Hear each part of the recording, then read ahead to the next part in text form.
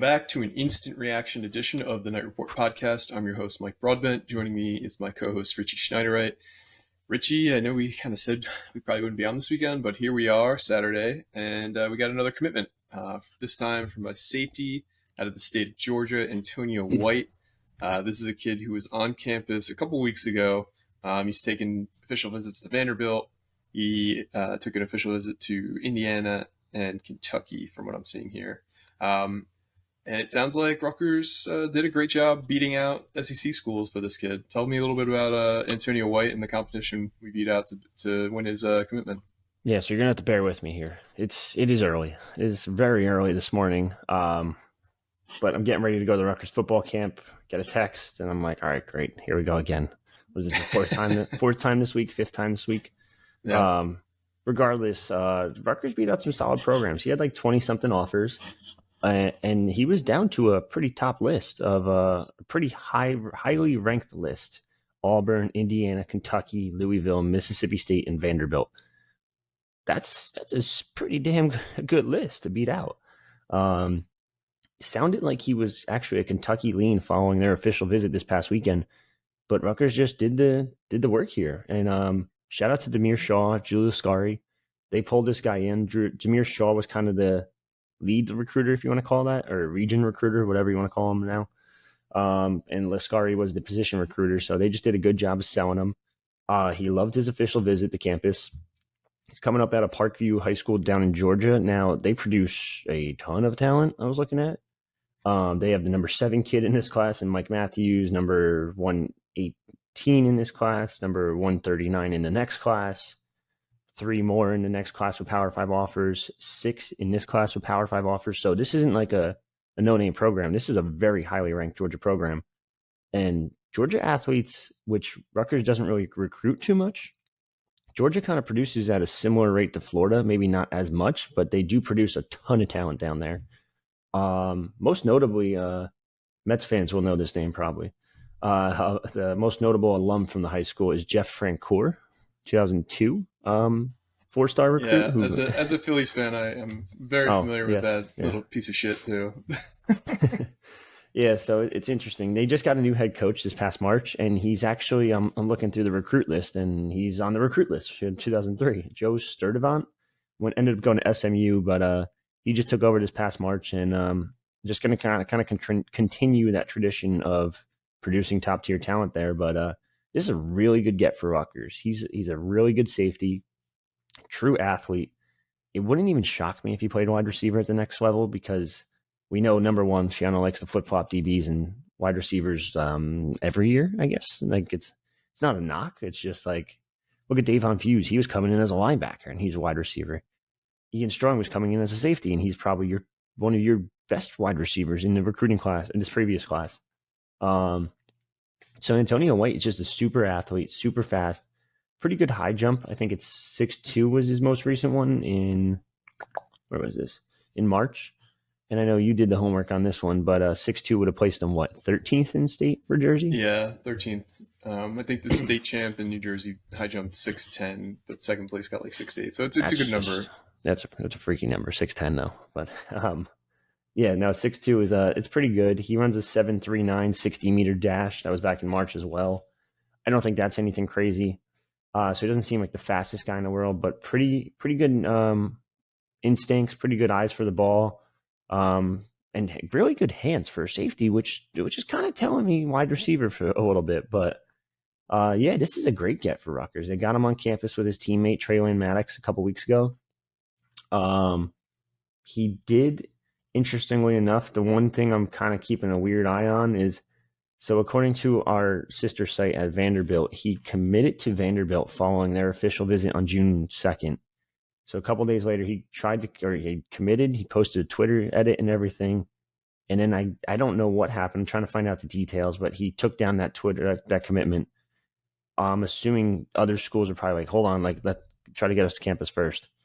Went and visited Rutgers, then went and visited Indiana, then went and visited Kentucky. Sounded like he was Kentucky lean all the way. I know the Kentucky coaching staff was very high on him. They thought he was in the bag. I know Auburn tried getting him to campus this summer. Wasn't able to make it work, and there was a rumor that he might have went there this weekend. but he's a little lower on their board, but it sounds like they still would have took him. So anytime you can beat out Auburn, Kentucky, Indiana, Vanderbilt, like that's a huge win for Rutgers. I like this kid a lot. He's not only 52 in the state of Georgia, but he's a top 40 safety in the country. He's a little skinny. He's 6'1", 168. That's fine. I say this every time. Every kid is in high school. Yep. You got to pack on the pounds, and those are official numbers from Rivals Camp not too long ago, which he also looked pretty good at. So this is another big win for Rutgers, and this doesn't knock them out for anyone else because they're still pursuing Kaj Sanders, and we could talk about that later. But it sounds like they're pretty good. Have a pretty good shot at him as well. Yeah, and these are the kind of schools that Rutgers needs to beat in order to kind of get back to where it wants to be recruiting wise. Like every recruit doesn't have to be fighting with the true blue bloods. You want to land like one or two of those kids a class at least. Like you want to land at least one or two of the Moses Walker level recruits a class. Yeah. But you have to be able to consistently beat out, and we've talked about in this area beating out schools like Boston College and Pittsburgh and Syracuse, like those kind of schools you should be regularly beating out for local kids like Pennsylvania, New York, New Jersey. But down south, like you have to be able to beat the Kentuckys, the Vanderbilts, the Georgia Techs, the South Carolinas. Those are the kind of schools that you have to beat out for recruits if you're going to ultimately get where you want to be. So this is a really good pickup, especially, I wouldn't say it's late in the class, but Rutgers is filling up. And this is a kid that they targeted and they picked up. So I think we all agree that this is a very good class altogether so far. What would you say is the biggest reason, if you had to point out one specific thing, why things are starting to turn around? Because it's obviously not on-field results. They're not putting a ton of kids in the league like they have in the past. Don't get me wrong, especially at DB. Shiano could probably recruit with the best of them at DB, especially. But is there anything specifically? Is it the new coaches? I know we've talked how good Marquise Watson's doing, but what is it specifically you think that is turning the recruiting around for Rutgers? It's a couple of factors. If you talk to other coaches, they're basically telling everyone else it's like they're losing to Rutgers because of NIL. I checked in on that a little bit, and it sounds like Rutgers is not throwing any NIL. They don't have NIL. Like it's not a thing. Mind you, like you just said, DB recruiting Shiano. They have Harris Simiak, who's a great recruiter too. Demir Shaw is starting to show up in year 2, and he's starting to build those relationships. So that's a huge one here. But also, you're going out of state. You're not recruiting New Jersey anymore. New Jersey hadn't, honestly, like I hate to say, New Jersey hasn't produced like at all. Like the Big North has been awful. Name like. I'm going to go look at I looked over the last couple classes. There's been studies done by programs just to see how the Big North's produced and how like New Jersey in general is produced. And if you look at the top 10 from New Jersey's 2022 class, I think 4 out of the top 10 already transferred. Yeah. If you go to the Big North over the past like 5-6 years, like who's really been successful? Audric Estime, of course. He's been really good at Notre Dame. Luke Whippler, you can argue, was pretty good at Ohio State.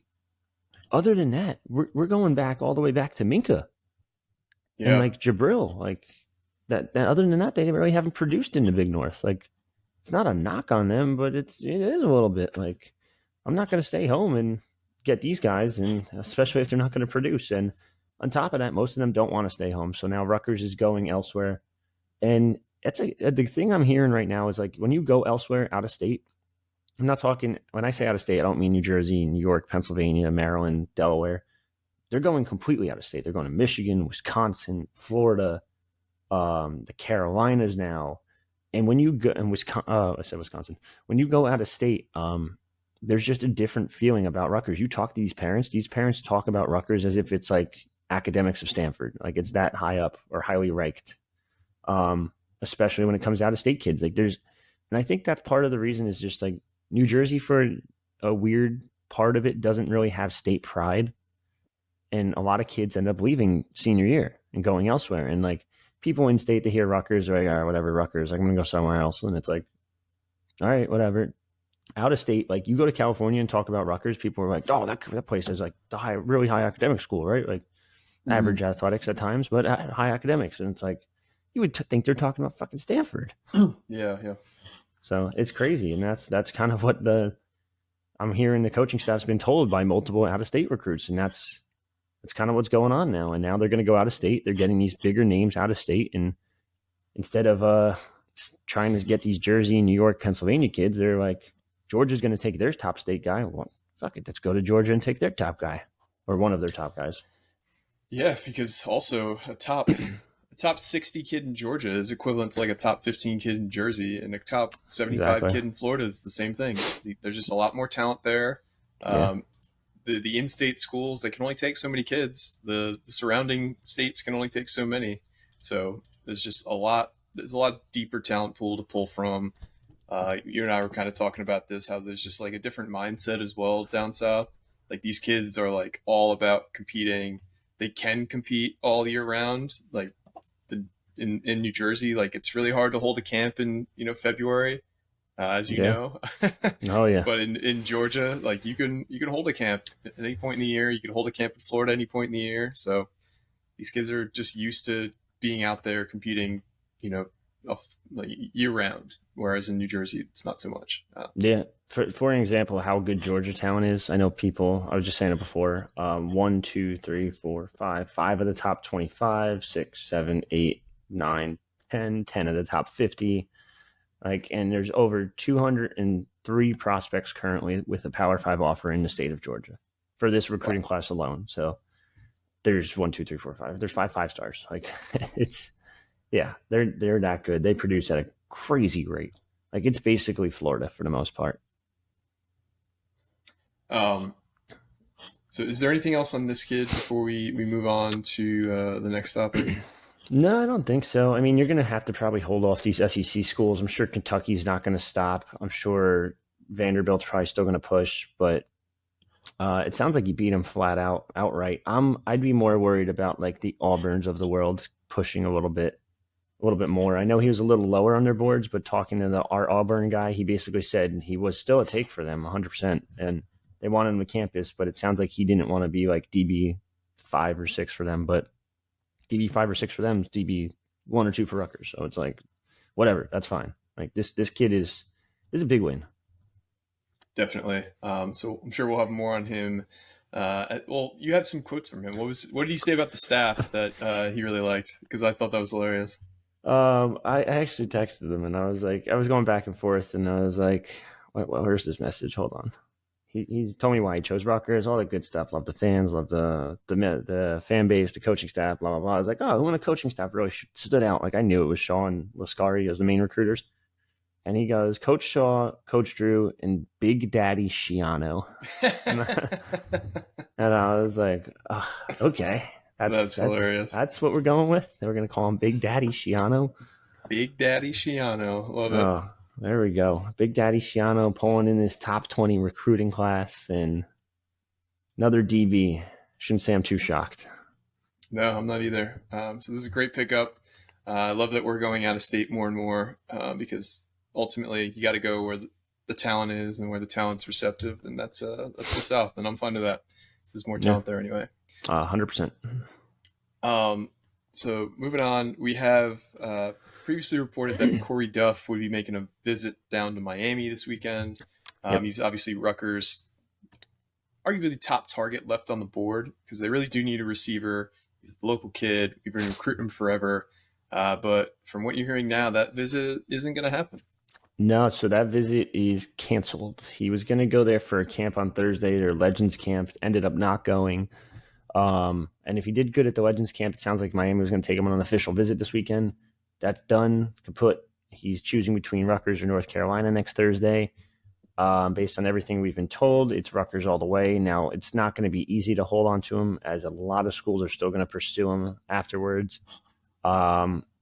His recruitment's been a weird one for the most part, and it wouldn't shock me if some schools start offering after Rutgers' commitment, just because it's kind of how it's been working. Like a lot of schools like are going to see Rutgers and they're like, oh, Rutgers got this kid. Like what the hell? Let's send him an offer and see if we can try to flip him. So it's not going to be easy to hold on to him, but the fact that you probably are going to have him committed next Thursday is a good sign, and you get another top New York kid too. So kind of keep going from there, and he's going to play wide receiver, and I know Kirk Shiraka is high on his ability as a wide receiver. he's very excited about the potential to coach him at the next level. So we'll kind of just wait and see. He's going to be that big, tall body receiver that Rutgers really hasn't had in, I don't even know. Like I said, I think I said this every pod, like Brandon Coleman, probably the last one. Yeah, yep. Yeah, so it's been a while. Yeah, no, I really like this kid's tape. It's funny looking at him playing against other high school. He's just so much bigger than the other kids he's going against. Like if you watch like some of his camp highlights, especially, because it's tough to really tell how big somebody is when they have pads on. It's a lot easier when they're all just in shorts and t-shirts. He's just so much bigger and physically mature. So and really he got excited flown, about his potential. Like he got flown down to OT7. He got flown down to Miami multiple times and multiple locations, not just Miami, to play this 7-on-7 like circuit. It was Miami, raw Miami 7v7 team. And anytime a team's like flying you out like that, like they clearly think you're pretty damn good. And he's a big reason why I think they ended up winning another tournament this past weekend. I think it was the OT7 tournament. But they had a record of 39-9-1 over 9 months as a 7-on-7 team. Mind you, we don't see that many games up here because weather stinks, but it's just he's trying to compete no matter what. And he flew down to Florida multiple times, the Carolinas, etc. He's just been dominant. Like he's high pointing the ball really good, great hands. Like I'm just extremely impressed by him, and I think this is probably going to be a great get for Rutgers.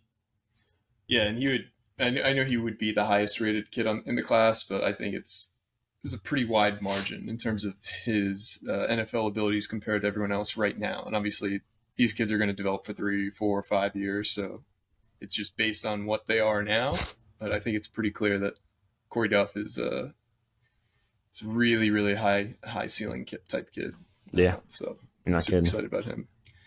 So yeah, that'll happen next Thursday. Richie's going to be there for the commitment, so I'm sure he'll have some far quotes. Ride. It's a far ride. Long Island, right? Yeah, it's like 2.5. I sent it to our uncle or his Uncle Lenny, not our Uncle Lenny. Jeez. What do you call it? So I said it to Uncle Lenny. I was like, "Hey man, it's like 2.5 hours." He goes, "Wait till the traffic hits. You're talking 4." And I'm like, 4? Stop! Like you're making me not want to go. Jesus, but yeah, we will have something on him, 100%. All right, so stay tuned because that'll be next Thursday, like we said, and we'll have all the coverage there. The last news item I have is it sounds like Paul Mulcahy may have made his decision. It sounds like he's going to end up at Washington. We're just waiting on confirmation, but I've heard from a couple of sources that it sounds like he committed to Washington. Shocking.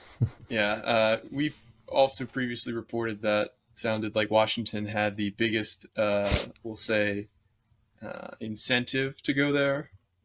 Incentive with a couple dollar signs in it. Tell us what you're hearing about Mulcahy. Paul was very adamant, or Paul's camp was very adamant that it wasn't NIL, not transferring because of NIL. I'm transferring because of this and that, and playing time, and the fan base hates me, and yada, yada, yada.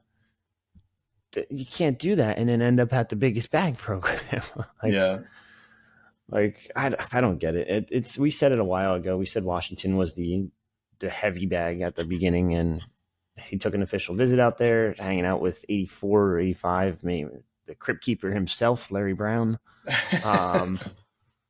I can't believe you said that to me off pod. And you're like, yeah, Larry Brown's on their staff. And I was like, what? Like, how look it up. Like, how old is that guy? And then you said 82. 82. And I thought you were joking at first. And I double checked because I was like, holy shit, he really is. Yep. But yeah, the crypt keeper landed him. Good for him, I guess. But I don't know what he's going to do in Washington. But I mean, hey, you get yours for 6, 7, 8 months, maybe tops, and get your bag. Because I don't think you're going to get it anywhere else. You're not. No offense to Paul, but he's not NBA caliber. He's not G League caliber. He's got a chance to go overseas as a tall point guard, but he can't shoot really. So I don't know. He's a decent shooter. I mean, he shot 37% from three. But yeah, he's good enough to make money over there, but I don't think he's good enough for the higher leagues. So yeah, it is what it is. We'll see what he does over there. I'll probably follow him just because I'm curious to see what he does with a different coaching staff, but I don't even know what their roster outlook looks like at Washington. Like Pac-12 schools, I have zero interest in, and I don't pay attention to whatsoever. But yeah, I'm sure he'll start. He's a 6-year senior, 5th-year senior, whatever it is. Mm. So yeah, I mean, good for him. Take that bag, get that money, and just yeah, that's pretty. We won't see you at the rack. It sounds like anymore. No, I don't. I think it's safe to say we've seen our last game against Paul Mulcahy, or with Paul Mulcahy in it at the rack. Yeah, the Washington's weird because their head coach, his name's Mike Hopkins. Mm-hmm. He was a long time Syracuse assistant coach from 95 to 2017. He was an assistant for Syracuse, and he became the head coach of Washington to the 2017-18 season. He made the round of 32 in 18-19, and then he hasn't made the tournament since. He's gone 15-17, 5-21, 17-15, 16-16. Surprising amount of patience from Washington, I'd say. I mean, they did have that guy Lorenzo Romar for 15 years before Hopkins, so maybe they're just a patient or patient program in general. They're poor. But you got to think, yeah, that's true. They're poor too. But you got to think like this is going to be year 7 for Mike Hopkins. You really have to kind of make the tournament this year. It's like make it or bust, I would say, because they still recruit pretty well. So. Yeah, I'm looking now. 1, 2, 3, 4, 5, 6, 7, 8, 9, 10, 11 kids on the roster currently, and 4 of them don't have star rankings. So I'm assuming they're all walk-ons, if I had to guess, just because it's 6 foot 5'7". I would assume a walk-on. Hopkins' son, who's probably getting free education, so they probably don't have many scholarship players. It seems like. So it sounds like Paul will just kind of slide right in there as the starter at point guard. And he'll get to be Washington's point guard now. But yeah, I don't get why they're giving him such a long leash, especially because Washington State's like recruiting at a crazy good level, right down the street almost. Mm-hmm. Yep. Yeah, whatever. I mean, hey, enjoy Washington. Like I said, get your bag. That's kind of how it works nowadays. But don't tell me it's not all NIL based when you go fucking take the biggest bag. Like, yeah. And there's nothing wrong with that. Like, I don't think any of us would fault him for it. It's just don't tell everyone that. The messaging is a little, off-putting. I mean, you say it's not because of this, and it turns out it's because of this. Yeah, it's a little insane. Especially when you had like Xavier and Kentucky and everyone else after you. But I guess that's the only program that would probably let him start too, if I had to guess. Yeah, they got a kid out of Kentucky too. This kid, Severe Wheeler. He's pretty good. He's one of the best transfer portal kids. He's also a point guard, so we'll see how that goes. Washington shooting guard Paul Mulcahy. Maybe he's also a New York kid, and they must have obviously they got Larry Brown. So he's only 5'9". Huh. Nice. Well, that explains why he didn't work out. Yeah, they got a lot of portal kids. They got Moses Wood out of Portland, Anthony Holland out of Fresno State. Oh, this kid transferred twice already. They got that Wilhelm Braddock guy from Nebraska, the weirdo with the goggles. You know what I'm talking about? Yeah. Yep. And Shavir Wheeler kind of stunk last year. Not stunk, but he took a significant drop in points per game. It's down to he went from 14 to 10 to 7 over the last 3 years. Yeah, I mean that'll happen when you go from Georgia to Kentucky. Yeah. It's definitely interesting. So obviously things can change, but it sounds like Mulcahy is Washington bound at the moment. So, wish him well, but not too well. Still want, hopefully, if we do meet up with them, it's in the tournament. So just say that. Yeah, it doesn't look like they're getting there, though. Yeah, maybe not. Yeah, I'm not convinced. Got anything else before we head out today? Yeah, I want to nitpick a little bit because people on the message boards are like, Nunzio Campanelli is like the greatest recruiter ever for Syracuse. Why couldn't he do this for us? And like, don't get me wrong, love Nuns. Think he's a great coach. Think he was actually a pretty solid recruiter. I think it's tough to land these Big North kids. On top of that, like I said before, the Big North's been ass for the past couple of years. Name the last kid that's been good. Audric Estimate. Oh, yeah, I get it. Kid before him, Luke Whippler. Name someone other than those two in the past couple classes that's been good. And then on top of that, like, I know everyone's like, Syracuse has like, they're going to get 6 like New Jersey kids right now. It sounds like Willie Love will end up going there after he's been turned down by Rutgers and a couple others at this point. But like, look at the kids they're landing. Like Zakai Wimberley, he's decent, but he's not like great. He's not Rutgers good. Raheem Long, he's a short corner. Like Rutgers isn't going to go after him anyway. Didn't go after him. Jaden Brown and Don Bosco was between Syracuse and UConn. The Dye brothers out of Passaic County Tech, like they're pretty good, but like they're not.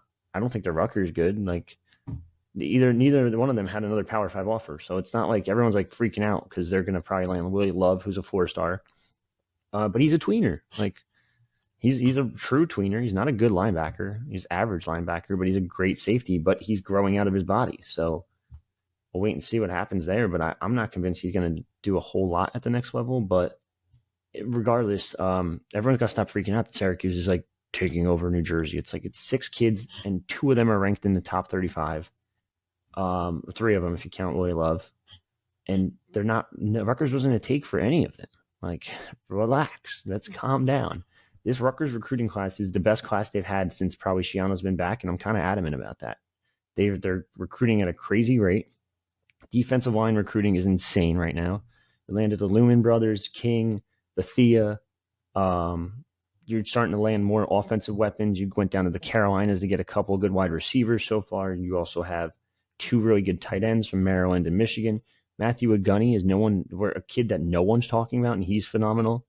And then you got AJ Serace at quarterback, who's like a certified stud. Like, I think he's a really, really good quarterback. I think he's underrated as number 13 in the state and 40 overall at his position, but he's going to be a really good one for Rutgers. I saw him multiple times this spring, and the kid's accurate, throws it on the run. He's got a big, bulky body already at 6'2", 195, which I think is a little low, actually.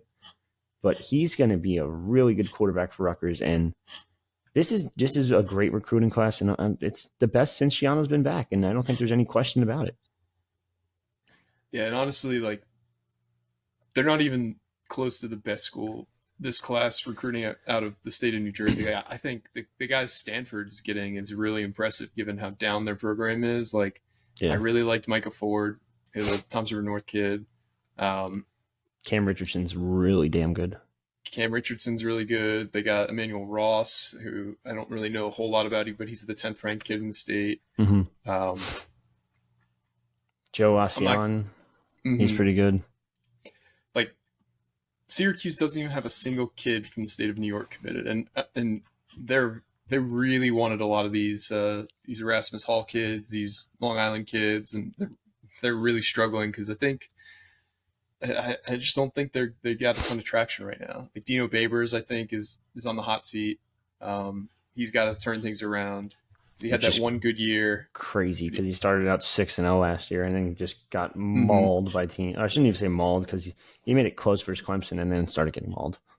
Yeah, we started out 6-6 and he finished the season. Or he started out 6-0, he finished the season 7-6. Yeah.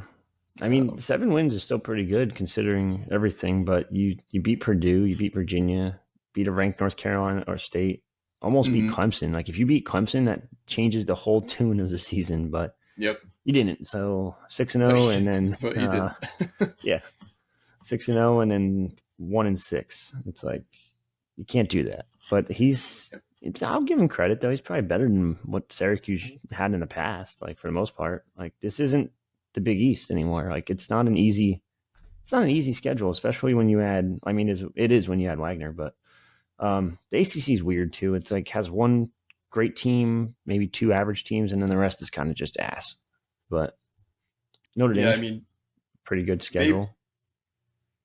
Babers has 2 winning seasons in his 7 years. He's going into his 8th year at Syracuse. In conference, he's 18-39 in his career at Syracuse. That's not overall good. 36-49. That's in a shitty conference, mind you. Yeah, but like I said, I think he's better than. Like, who could Syracuse get that would be better? Like, let's be honest. And that's probably why he's still there. I mean, they had their top donor basically tell the program that he's done with them after the whole basically not getting any positive feedback from their administration. I forget what his name is, but he was bringing like OBJ and all these other like legit, big names to Syracuse games in the middle of fucking February. Yeah, and like I hate to say it, like I gotta give him a little bit of a shout out. Khalil Ahmad was really their ace recruiter up there, and had a ton of Jersey guys visiting, and now he's elsewhere. Now he's at Penn State. But also, I'm looking through like Syracuse past head coaches, and I know this isn't a Syracuse pod, but like, damn, like Doug Marrone was only 500, and that's why he got an NFL head coaching job. Like, Mm-hmm. you go 500 at Syracuse, and they're just like, here you go, like, good job. Yeah. That was Yep. great. I don't know how you did that, but now he's an O-line coach, so fuck him. Yep. All right, guys. Well, thanks for listening on the weekend. Don't be No more surprised pods. if No more pods. well we do have a couple other guys who seemingly are ready to pop. So there will be more news that we are aware of, and there's always news that comes that we are not aware of. So just stay tuned to the board, stay tuned to your podcast feeds. We're going to keep the contest going. So if you enter in the comments of this video, pounding nails, you'll get an entrance to the giveaway. And if you put your rival's screen name and you're a premium member, you'll get a second entry. So for me and Richie, you got some? No, that's it. I'm just tired. No more pods. I don't want No more. more. But it does sound. I do have to throw it out there. Sage Claudius is visiting this weekend. I'll probably see him today at the camp, I'm sure. I always find it interesting how they have camps during an official visit, because that's pretty tough. But Yep. I'm sure he'll be on a golf cart going around. Just hoping, knock on wood, hoping the rain holds out, and hopefully we get to see some good talent at Rutgers today. And if you guys aren't on our message boards, definitely check it out. We'll have tons of recruit scoop. I'm sure we'll be talking about everyone and anyone that stood out. Sounds like there's going to be some decent prospects at the Big Man Academy too. I don't like that they do it on the same day because I can't watch both at the same time, but sounds like there will be some names to keep an eye on. So stay tuned on the Roundtable message board, the most popular message board for Rutgers athletics on the internet. No lies detected. Thanks for listening. This has been another edition of the Net Report podcast. Signing off.